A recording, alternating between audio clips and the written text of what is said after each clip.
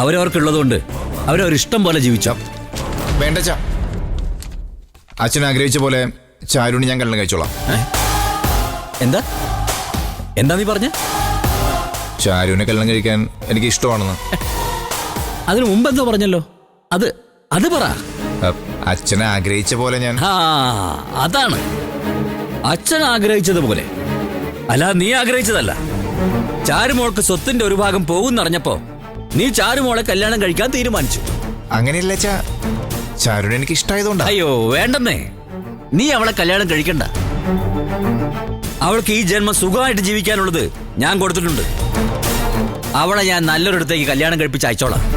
അച്ഛാ അച്ഛാ അങ്ങനെ പറയല്ലേ, ചേട്ടനിപ്പോ സമ്മതിച്ചല്ലോ. ഇപ്പൊ എനിക്ക് സമ്മതമല്ലടാ. ഇവനെ ഞാൻ ചാരുവിനെ കല്യാണം കഴിപ്പിച്ചു കൊടുക്കില്ല.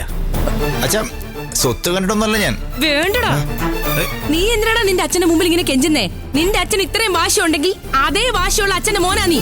നീ അവളെ കല്യാണം കഴിക്കണ്ട. അച്ഛാ പ്ലീസ് അച്ഛാ, ഞാൻ പറയുന്നൊന്ന് കേക്ക് പ്ലീസ്. വേണ്ടെന്ന് പറഞ്ഞില്ലേ? സാർ, തൽക്കാലം സാർ ഇപ്പൊ പോയിട്ട് 2 ദിവസം കഴിഞ്ഞു വാ.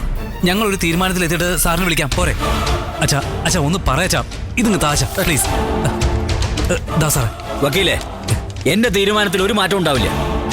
മക്കൾക്ക് കൊടുക്കാനുള്ളതെല്ലാം ഞാൻ കൊടുത്തിട്ടുണ്ട്. ഇനി ഇവർക്ക് എന്തെങ്കിലും ആലോചിക്കാനുണ്ടെങ്കിൽ ഇവരാലോചിച്ച് പറയട്ടെ.